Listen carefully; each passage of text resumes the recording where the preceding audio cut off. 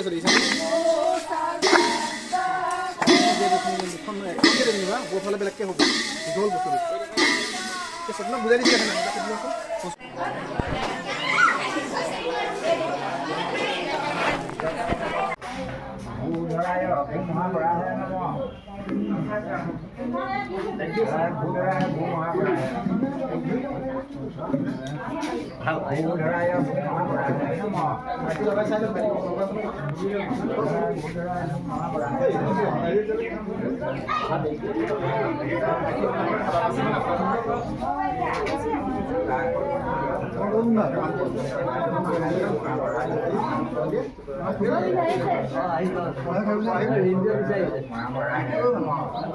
আজি ককা দিনৰ পৰাই ফাকুৱা ভাগ চলি আহিছে বংশৰ সকলো গোট খাই আমাৰ ককাই ভাই গোটেই বংশৰ যিমানখিনি আছে সকলো আহি পেলাই এই পূজা ভাগ আমি আয়োজন কৰোঁ আৰু এই পূজা ভাগৰ ওপৰত আমাৰ গোটেই বছৰটো মানে বহুত আশা গোটেই ককাই ভাই গোটেই সোপাই মিলি আমাৰ যিমান আছে গোটেই সোপা আহে আৰু সকলোৱে এই উৎসৱটোতেই আমাৰ সকলোৱে মিলা প্ৰীতিৰ মাজেৰে এই পূজা ভাগ কৰি আহিছোঁ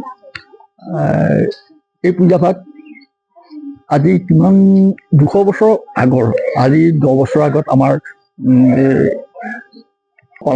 আজি 10 বছৰ আগত আমি 2 শতবৰ্ষ পালন কৰা হয় চলি যায় প্ৰভু জগন্নাথ ধুনু সাজাতা কৰি হে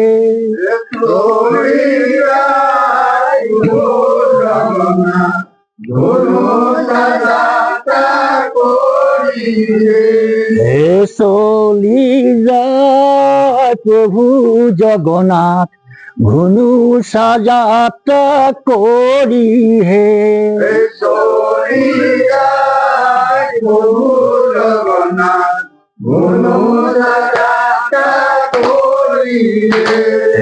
তেতেলি তলতে কৰো কাঠি কামে এৰি থৈ আহিলো খুচি হে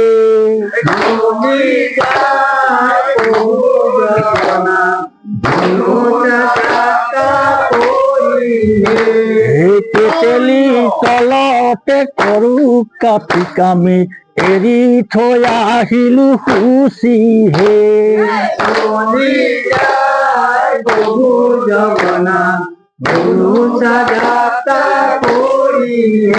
হে বল হৰি বল হৰি বল হৰি বল বল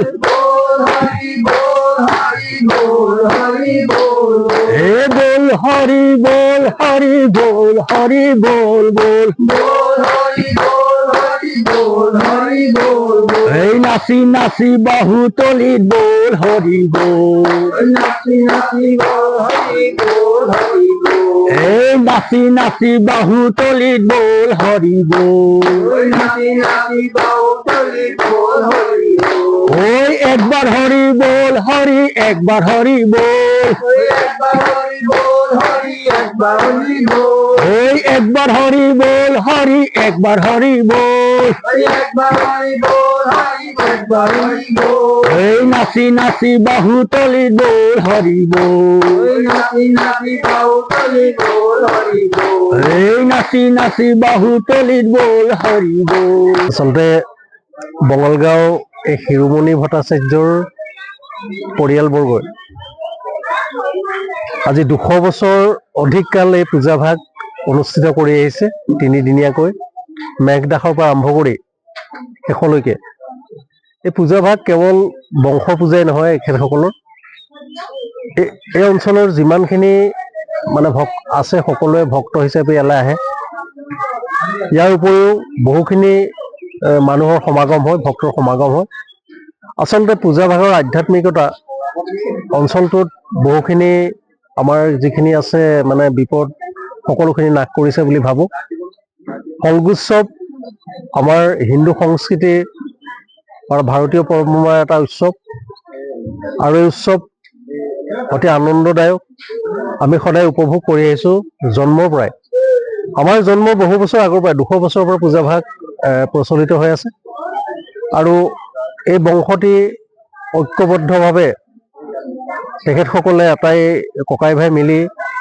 ককাই ভাই জী জোৱাই নাতি নাতিনী আৰু তেওঁলোকৰ সকলো মিতিৰ কুটুমৰ মানুহ মিলি পেলাই পূজা ভাগ অনুষ্ঠিত কৰে। গতিকে পূজা ভাগৰ যথেষ্ট তাৎপৰ্য আছে, পৰম্পৰা আছে আৰু ইয়াত স্থায়ী হিচাপে গোপাল প্ৰতিষ্ঠা আছে।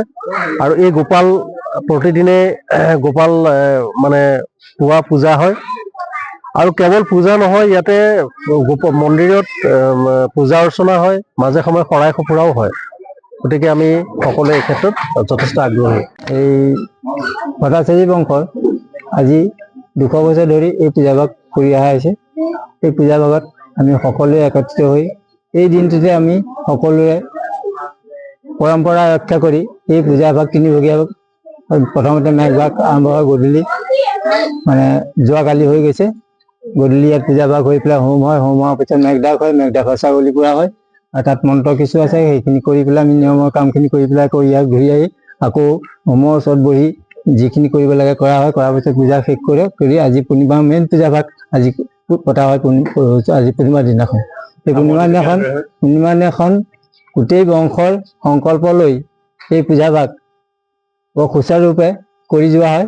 আৰু বংশৰ লগতে অসমৰ ৰাইজৰ, দেশৰ ভাৰতবৰ্ষৰ সকলো ৰাইজৰ শান্তি শৃংখলাৰ কাৰণে আৰু সকলোৰে সুস্বাস্থ্যৰ বাবে এই পূজাভাগ আমি কৰি আহিছোঁ।